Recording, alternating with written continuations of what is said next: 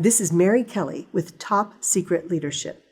Today's episode focuses on personal development and how to succeed in the job you have.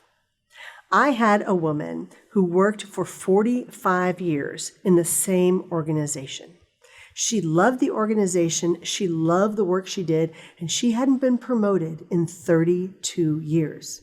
Now, it wasn't because she wasn't great at her job. She was. She had gotten to a specific place in this organization where she was happy. And I thought, well, how do you not want to advance? Don't you want to move on? Don't you want to do these other things? And she said, no. She said, I love what I get to do. I love my teams. I love the people I serve. And I don't want to move to another location, which is what it would take for me to be promoted. So then I asked her the question. I said, how do you stay enthused every single day about this job, which could get a lot of people kind of depressed about doing the same thing all the time? I said, how do you figure this out?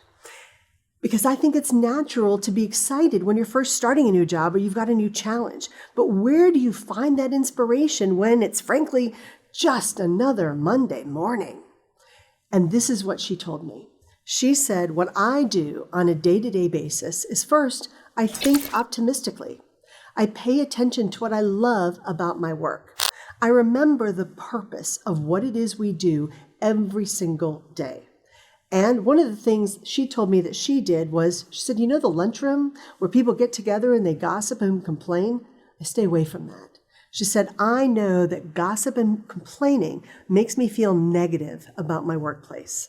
She also said that she could choose kind and encouraging words for when she felt less motivated than other days. I said, so what do you tell yourself when, it just seems like it's the same job over and over? She said, well, that's when I tell myself I need to show up. I tell myself that I have to show up and be that person other people see and want to emulate. I learned a lot from her. And what I learned was that mutually supportive relationships make any job more fun. She genuinely showed an interest in her coworkers. She was that person who would show up to things. And when I say show up, she showed up and made it happen.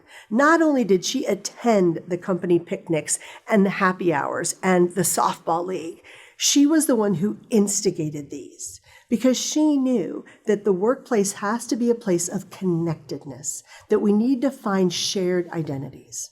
She also said that she used reminders to stay positive. Did she have rough days? Sure. But she also knew that staying cheerful and engaged is an ongoing process. So you know what she did? In her 70s, she was signing up for apps like Live Happy and Think Up that were sending positive messages and action ideas to her every single day. If you went to her workstation, you would see sticky notes all over her computer that would tell her things like, smile, today is a great day. She genuinely took responsibility for staying happy at work. And even though she'd been in the job for years and years and years, she increased her value every single day. She focused on learning every single day, and she made sure that quality happened in her part of the organization. A few strategies she shared with me as well was making sure that she knew the mission of the organization, as well as making sure that her people knew what that was. Now, you and I have both been to lots of organizations where we think we know the mission because somebody told us when we first started working there, or maybe it's on a lanyard, or maybe it's on a poster in the bathroom wall. But if all of a sudden people feel and know that their values align with the organization's, then that mission suddenly becomes part of what it is they internalize and bring in every single day. She also said that she still sets goals every single day. She sets them monthly and yearly, but she also creates her own personal set of goals for her own personal development plan. She had specific and compelling short and long-term targets. And she would ask herself, how can her improvement align with the company's objectives and her boss's priorities?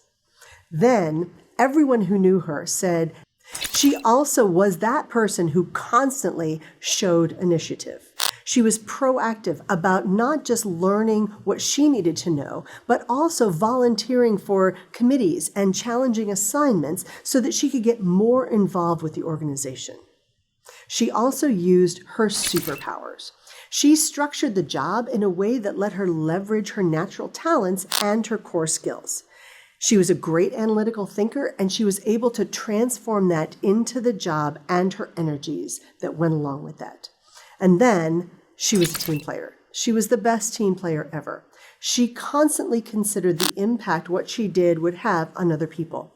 She was that person who celebrated great victories. She was that person who was first to offer help when people needed it.